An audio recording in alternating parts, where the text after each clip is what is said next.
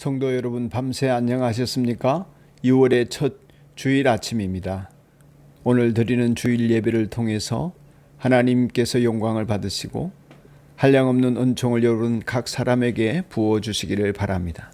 특별히 오늘 봉사하는 봉사자들과 예배를 돕는 모든 예배위원들을 축복합니다. 오늘은 레위기 8장에서 10장까지를 읽는 날입니다. 그 가운데 마지막 절인 10장의 20절 말씀을 읽겠습니다. 10장 20절 말씀입니다.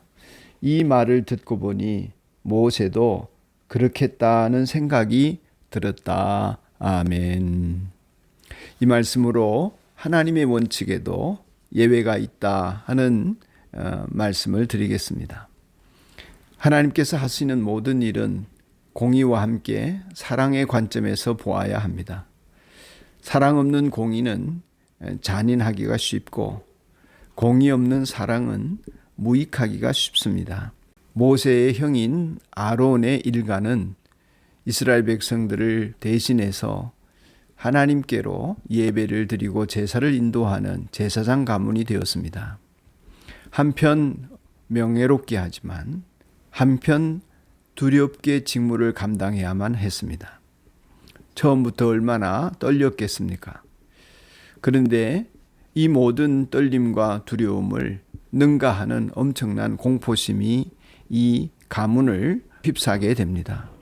엄청난 사건이 벌어졌죠. 다름 아닌 아론의 두 아들 나답과 아비후가 제사장의 직무를 감당하던 중에 하나님께서 구별하여 불을 사용하게 하셨는데 하나님이 구별하여 주신 불을 제대로 다루지 못하거나 본문의 말씀을 따르면 다른 불을 사용했습니다.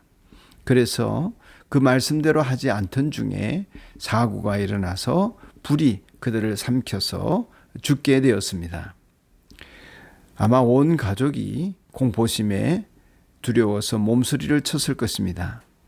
저라면 당장에 그러한 일들을 그만두고 싶었을지도 모르겠습니다.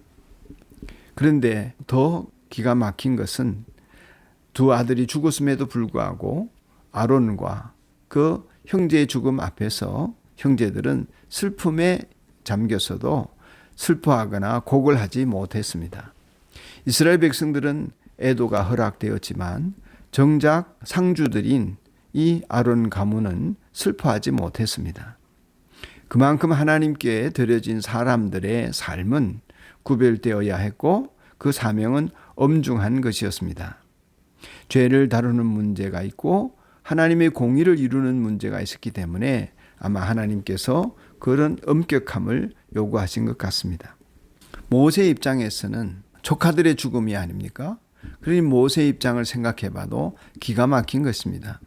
하나님의 말씀을 전하기도 했고 하나님의 명령을 따라 제사장을 세우기도 했지만은 형인 아론의 자식들, 자신의 조카들이 죽는 것을 보면 아마 모세 입장에서는 형보다는 조카들이 얼마나 사랑스럽고도 자랑스러웠겠습니까? 그런데 이 조카들이 죽임을 당했을 때에 나머지 조카들도 저들의 목숨이 위협받으면 어떡하나, 위험하겠구나 하는 생각이 왜 안 들었겠습니까? 또 죽임을 당하면 이 노릇을 어떡하나 두려움이 엄청나게 컸을 것입니다. 그래서 모세는 제사장들의 작은 실수에도 예민했을 것 같습니다. 남아있는 조카들인 엘르아살과 이다말이 자기들에게 양식으로 준 재물들을 다 먹지를 못했습니다. 아니, 먹지 않은 것 같습니다. 그리고 그 먹지 않은 재물을 어떻게 알 수 없어서 다른 재물과 함께 불살랐던 것 같습니다. 아마 형들의 죽음에 혹은 형제들의 죽음에 슬픔이 커서 그들은 음식이 넘어가지 않았던 것 같습니다. 이 사실을 안 모세가 화들짝 놀라서 따졌습니다. 속죄제물로 바친 순념소를 함께 먹으려고 찾아보니 없었던 것이죠. 알고 보니까 불에 다 태웠다는 것입니다. 10장 16절 이하를 보면 아론의 남은 두 아들 엘르아살과 이다말에게 화를 내면서 다그쳤다고 했습니다. 어찌 먹어야 될 것을 불에 태웠나 하면서 말이죠.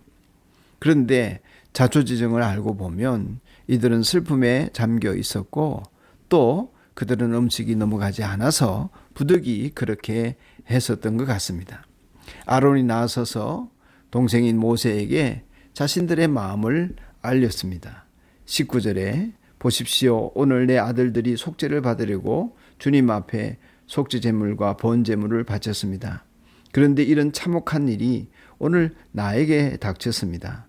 그러니 내가 무슨 염치로 오늘 그들이 바친 속죄 제물을 먹는단 말이요. 내가 그들이 제물로 바친 고기를 먹으면 주님께서 정말 좋게 보아주시리라고 생각합니까? 이렇게 되물었습니다. 모세는 형의 말에 동의가 되었습니다. 자식들이 그 제물을 바치다가 죽었는데 그 바친 제물을 자신의 몫이라고 음식으로 나눠 먹을 수 있겠나 하는 말이었습니다. 그래서 이 일로 죽은 사람은 더 생기지 않았고 모세가 허락했다기보다는 모세가 자기의 예민함을 인정했던 것 같습니다.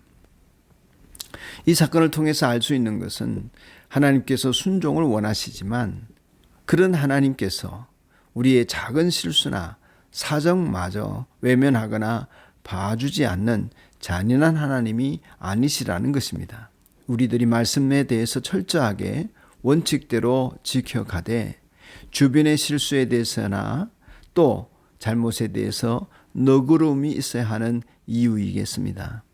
실수가 아니라 고의라면 벌을 받고 고쳐야 하겠습니다. 그러나 아무리 철저한 원칙이라고 해도 예외 없는 원칙은 있을 수 없습니다.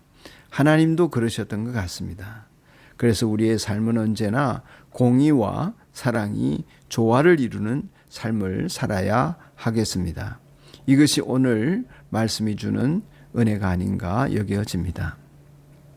공의의 하나님 아버지, 저희들의 죄를 없애주셔서 감사합니다. 또 저희를 사랑으로 감싸주셔서 감사합니다. 저희들을 예수님의 보혈의 피로 용서해 주시니 감사합니다.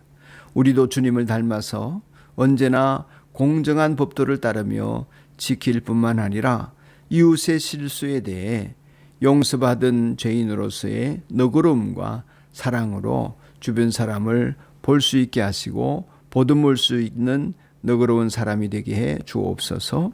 예수님의 이름으로 기도드립니다. 아멘.